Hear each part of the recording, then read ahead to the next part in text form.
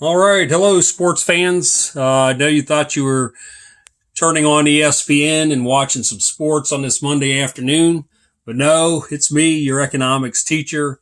And tonight we're going to talk about the Keynesian model. And for those of you who are in my macroeconomics class, we're going to cover Chapter 8 tonight. And I'm going to give the answers to the practice test that's in the tab under week 2 for practice tests and tests. So again, like I said, your textbook says Chapter 8. Mine says Chapter 18 as far as the PowerPoints go. So don't let that throw you off. Just pay attention, especially to the chapter titles, and you shouldn't have any trouble at all following along. Because again, they go in sequence, whether it's 18, 19, 20, or 8, 9, and 10. You're going to have that. So what I want to do here this afternoon is just point out some important slides that I think you should know, especially when you're just first understanding the Keynesian model. There's some important key aspects of it that you might need to be explained a little bit more than just reading it once or twice. And so I'm going to attempt to do that and get you through that. And then, of course, next week we'll cover it a little bit more in depth in chapter 9. So let's get started. And again, this is very amateur, first time doing this stuff, and I'm not doing it professionally at all. I'm in my home office. I'm not even at school where they might have a web camera. So let's take it from there. And hopefully you'll get a better understanding out of this. And again, the tab is full of videos that I've added that will explain these concepts as well. So let's go ahead and get started with the Keynesian model. And welcome if this is the first time you've ever heard the name Keynesian or Keynes. And so watch the videos. It explains a little bit more because you want to learn a little bit about this guy named John Maynard Keynes. And we'll also talk about the classical economic theory as we go along as well. And what determines the level of consumption and investment expenditures. Because again, we've talked about expenditures in class and what causes, what adds up to gross domestic product. And so we're going to talk tonight mainly about disposable income and investments, as well as the aggregate expenditures in the economy. So that's where we're going to go in the next 20 or so minutes. This isn't a real long video that, you have to set for hours through. Just want to point out to you the main points here. John Maynard Keynes, like you're going to find out, he lived between 1883 and 1946, and he had an influential work offered that explained the Great Depression and suggested as a cure that the government should play an active role in the economy. And again, right now we're dealing with the coronavirus, and we see the government taking an active role right now. I know the last report I heard, the administration was going to put in $50 billion into the economy, to keep businesses running and paying their expenses and employees working. So again, that's part of just that example there is part of what this whole Keynesian economy is all about. So then there was the classical economists, which we'll talk more about their theories later on as we get more into money and banking and so forth. But, their ideal of the economy, and again, this was the 1700s. So again, not a modern society at all. But again, they always felt that the economy would cure itself. It's quite possible that we're going to be, in a recession here in the next few weeks or months. I mean, it's where the GDP has, its growth rate is going to be less than what it has been. But the 1770s, again, not a very technological time as far as the economy goes, money and banking. So they just felt that things would take care of themselves and that naturally cure themselves because the price system would automatically restore full employment. But since then, we've got a lot more contracts. We've got more expectations, more legal rights. There's a whole lot. We have a totally different economy than what was in the 1700s. So there was some change that was needed. And we're going to kind of look at what the solution was to a recession and depression in the economy. So the classical economists believe that a continuing depression is impossible because markets eliminate persistent shortages or surpluses. And that would be by prices automatically falling because, people weren't buying, so prices would go down. But in our economy, we don't want to wait that long for things to correct itself. I mean, we could be waiting a decade or more. So it Say's law, the theory that supply creates its own demand. So whatever supply there is, it's going to create its own demand, just mainly through the pricing mechanism. Long-term underspending is impossible because the production of goods and services, which is the supply side, generates an equal amount of total spending or demand for these goods and services. So at some point, that last item will be bought because the price became low enough. But in the classical view, unemployment is the result of a short-lived adjustment period in which wages and prices decline or people voluntarily choose not to work. Thus, there is a natural tendency for the economy to restore full employment over time. Now, who has time, right? Anyway, Keynes wrote a book in 1936 called The General Theory of Employment, Interest, and Money, where he describes how all of these ideas interact, and including the government, including all the aggregate expenses in the economy. And again, it was a book that was widely read and used for economics at that time. Because it established a macroeconomics as a separate field of economics and challenged the baffled classical economists by turning Say's law upside down. So again, you had 1770s theory, again, that, hey, just stay around long enough, prices will go down, and everything will be restored to normal. And Keynesian argument argued that demand creates its own supply. So here we just have a flip-flop here where it was supply creates its own demand. Now we're saying demand creates its own supply because aggregate expenditures or demand, and you'll see this on a graph here pretty soon, the AE, can be forever inadequate for an economy to achieve full employment.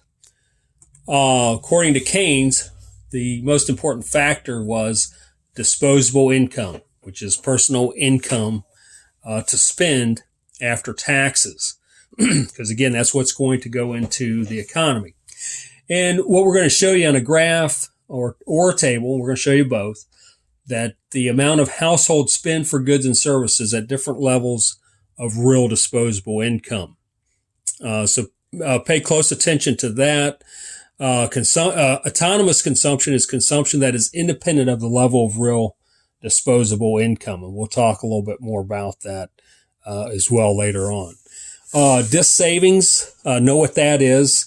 It's the amount by which real personal consumption expenditures exceed real disposable income. So regardless of whether or not somebody has disposable income, they're still going to buy. And we credit that as coming from savings, borrowing from mom and dad, wherever. But that is just saving because you're spending more than what your income, what you have income bringing in. So then saving, of course, is the part of disposable income now. This is, again, disposable income is income after taxes are taken out. Houses do not spend for consumer goods and services. So here is the formula for saving. S, obviously, is for saving. Y _ D there is real disposable income. And then C is consumption. So there's the equation that we'll be working with. And the marginal propensity to consume. Again, if I have $1 extra of disposable income, how much of that dollar am I going to spend? That's the most important thing. You know, it's one thing to get the dollar, but what am I going to do with it? How much am I going to save, and how much am I going to spend? So here's how the marginal propensity to consume, MPC, is expressed mathematically. So it's the change in consumption divided by the change in real disposable income. So down here, this little triangle box here, it means change. So if I get an extra dollar of disposable income, and then here's how much of that $1 am I going to spend? And that's what we're going to show you here in a minute. MPS, that is marginal propensity to save. So how much of that $1 of disposable income that I receive am I going to save? So that's what I'm going to have left after spending. So again, here's the way to measure that part of it is change in savings divided by the change in disposable income. And to give you a clue here, which right here it is, MPC plus MPS has to equal 1 at all times. Okay, so whether you're dealing with $1 or $1 million, this one MPC plus MPS is always going to equal 1. So if I'm going to spend 75 cents out of that dollar, this has to be 25 cents.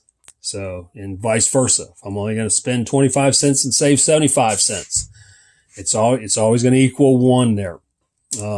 Like it says right here, there are no other options. All right. So here's a chart just kind of showing you that where, real disposable income. And if you remember from microeconomics, we were always concerned about the change. So that triangle, basically, if you can kind of visualize that, is in between each one of these dollar amounts. Same thing over here. It's the dollar change it's the change in each one of these lines here. And that's where we're trying to get at here as far as finding the marginal propensity to consume and the marginal propensity to save. So they've kind of showed this here fairly an easy chart here that you can look at because they're showing the real disposable income. It's only changing by $1 each time. So that makes it real simple. We know that real disposable income, that's always going to be, $1 there. And then they also made the consumption part easy as well. Because if you'll notice here, it changes by 75 cents each time. So each line you move to is 75. So they've made that very easy. And so they show you that right here. So here's the change in consumption, which is going to be the 75 cents. All right. And what they're showing you here, you see this $1 here, regardless of what's going on, we will spend. Okay. Even if we have to take it out of savings here, even though we have no real disposable income here, okay, we're still going to spend $1. It's going to come from savings or whatever. Consumption is still going to be there. And here they're showing us, again, real disposable income went up $1. Consumption went up 75 cents. So again, here we have 75 cents of the savings here. Same thing here. Real disposable is at $2. We're spending $2.50. So our saving is going to be 50 cents there. And then here, same idea. Disposable income's $3. We're spending $3.25. So it's 25 cents. So it's still going to be the same marginal propensity to consume, which is, again, the 75 cents, and marginal propensity to save is going to be 25 cents. Right here is break even. So pay attention here. Right here is break even. Real disposable income's at 4. Consumption's at 4. And we're not saving any money here at this point here. We're not taking anything out of savings. So we're breaking even as far as that goes. Then the savings begins after this at the same rate of 25 cents each time, each move up. So there's our marginal propensity to consume right there, and that's how we get it. Okay, it's going to be the change in consumption divided by the change in real disposable income. And there you have it. So you're going to take that there. And so here it is graphically, again, right out of your in your notes if you're following along in PowerPoint, or look at these later. But here again is break even. Same thing we had over there that on the previous chart there.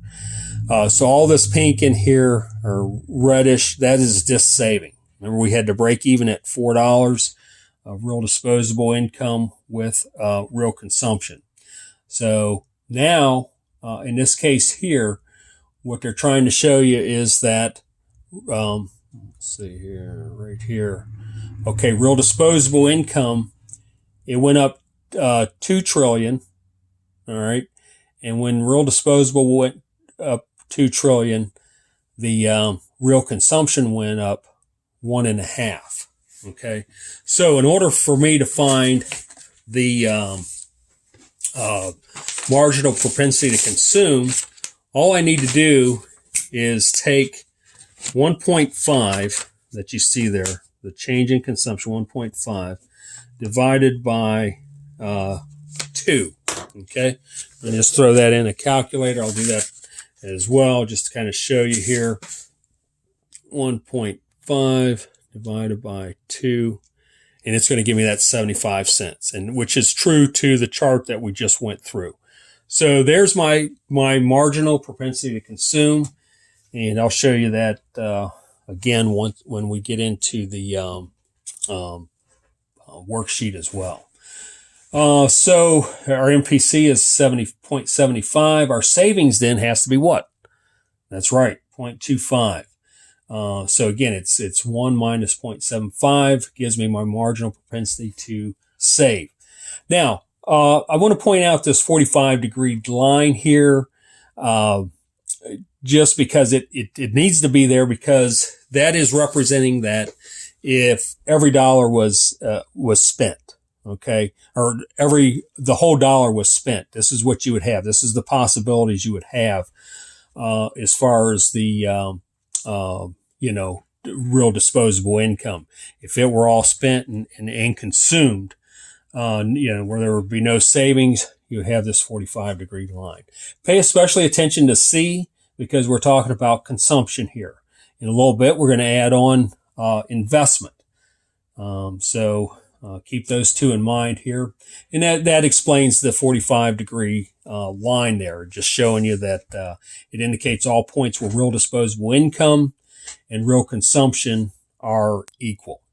So like I said, it's important because it's easier to identify break even or where no saving in the income line is. So changes in MPC affect the consumption function. The higher the marginal propensity to consume, the steeper the consumption function. Okay. So here's the causation change. MPC changes from 0.5 to 0.75. Consumption function shifts from C1 to C2. People spend more at all levels of real disposable income. That's what's happening. And so here they're showing us two separate marginal propensities to consume. So if you look at this one here, the MPC of 50 here, meaning that half of the dollar, that extra dollar for disposable income is being saved. So again, it's basically less consumption that's going on. And then up here, this steeper line here, it's going to be closer to the 45-degree line, because more of that income is being spent.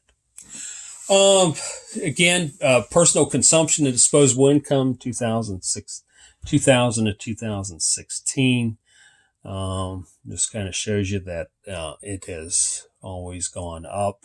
We had a little bit of glitch here where it evened out in 2007 to 2008. Then we got back on track to spending. So there's a direct relationship between changes in real disposable income and changes in consumption spending. Well, that kind of makes sense. What are non-income variables that can shift the consumption function? Well, expectations. You think of what's going on right now in our economy. Yeah, in a lot of ways, people don't know what to expect. But one thing about it is they're not going to be as aggressive and at the moment as far as probably taking trips or buying high dollar items such as a brand new car or something like that. But if they expect things to turn around quickly, that will cause us to act in a different way. Wealth. And this is an important one because, if the stock market's up and housing is up, people feel richer and they're going to tend to spend more money. Not that they're selling their house to spend it or even that they're even selling stocks, but just the fact that wealth has increased, more spending goes on.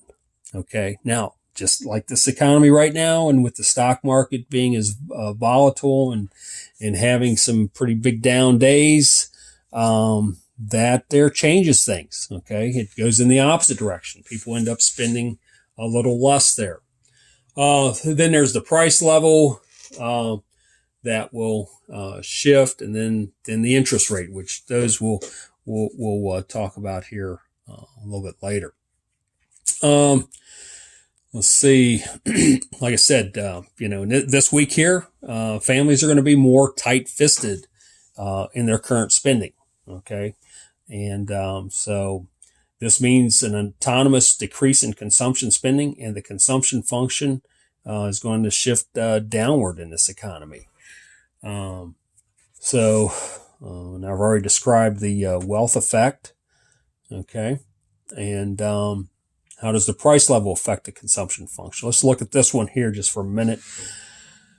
There's an indirect relationship between a change in prices and a change in consumption. An increase in the general price level reduces the purchasing power of financial assets or wealth with fixed nominal value. Once the real value of financial wealth falls, families spend less at any level of real disposable income. As a result, the consumption function shifts downward. So again, price level, and I already mentioned price level of stocks, house prices, things like that. If they go down in value, that causes families to spend less.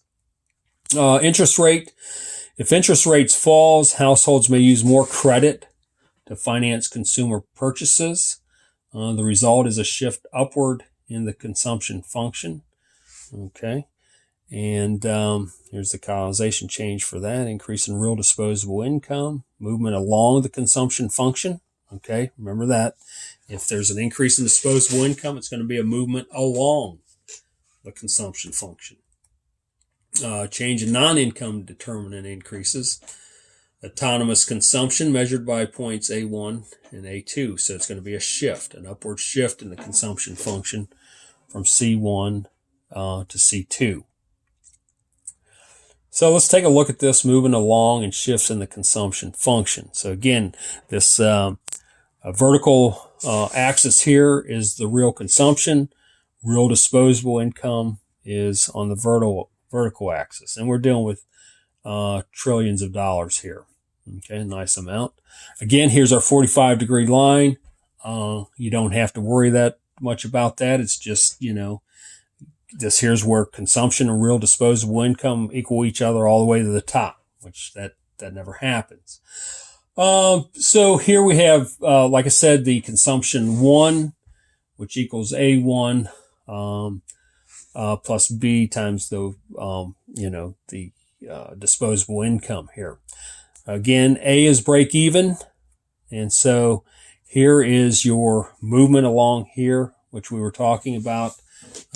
When, disposable income increases, so kind of watch this as it increases, you're going to have movement along. And it goes from A to B there. And now we want to talk about a shift. Now this here is moving upward. So you have a shift, you have a C2. Again, this is all the other factors that cause a shift other than real disposable income that cause a shift in here. So again, there's the two differences when it comes to whether it's a shift or a movement. Remember, an increase in real disposable income is going to cause a movement. If you keep that one straight, then the others will fall into line as far as a shift goes. Real change in real disposable income is the sole cause of a movement along the consumption function. So this is the third time we're telling you. But anyway, it's a shift or relocation in the consumption schedule occurs when a factor other than real disposable income changes. Now, according to Keynes, the major cause of business cycles is changes in the private sector components of aggregate expenditures, which is personal consumption and investment spending. Which of the two components is the most important or the more stable, which is personal consumption? Because again, no matter what the economy is doing or anything like that, we're going to spend money. We're going to have to be out there buying those personal items that we need. And here's a chart that kind of shows you graphically from 1965 to 2015 of how real consumption has been, for the most part, stable, and real investment, that's the real sharp peaks there, which is up and down. That would represent real investment, and that's by businesses there. According to classical economists, what determines the level of investment spending? All right, so the interest rate,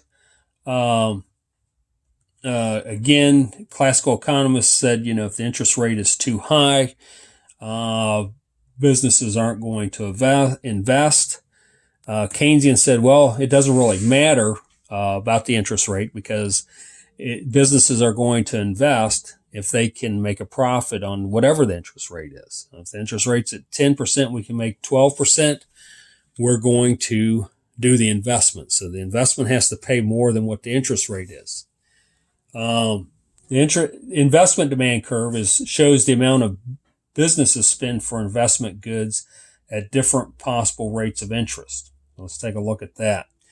So decrease in interest rate, increase in firms' investment spending. That makes sense. And so just like any other downward sloping demand curve, same thing with businesses here. As you can see here, the interest rate, sorry, my monitor is a little fuzzy there with dust. But here, again, at 8%, you're going to have very little borrowing, if any. And then as the interest rate comes down, you're going to have more millions of dollars investing. So again, that's kind of the idea. It's a movement along the demand curve as, you're going to have, at interest rate of 6%, you might have $5 million being invested at 4%, and it doubles. And then, let's see, so somewhere, I guess that's the sweet spot there, A. But again, if it goes less, then again, you're going to have more investment at the lower the interest rate is, because it's easier to pay back. So here's changes in expectations, technology, capacity, and business taxes equals an increase in a firm's investment demand curve. So these are things that are separate from the interest rate. Remember that technology, capacity, and business taxes, also determine how much gets invested. If technology is expected to increase productivity, that's going to be an investment. Capacity, for blowing out capacity, and we have to build on or make an additional factory, we're going to. And then business taxes are a big deal as far as investment goes. What kind of taxes they get to write off. So moving along in a shift of a firm's investment demand curve. And this here, again, let's say there is right here is kind of the sweet spot where they're 4% interest and they're investing $10 million.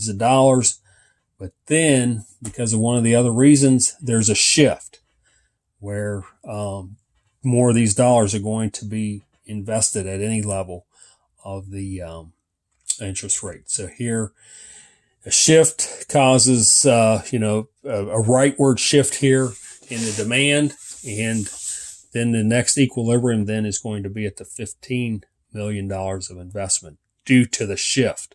It had nothing to do with the interest rate here, but the demand curve had to shift because of taking advantage of technology, tax write-offs, and so forth, and capacity requirements where they had to build on. Here are the major factors that cause this shift. Like we said, expectations, expecting that the economy is going to turn around. Technological changes that have to be made, capacity utilization and business taxes.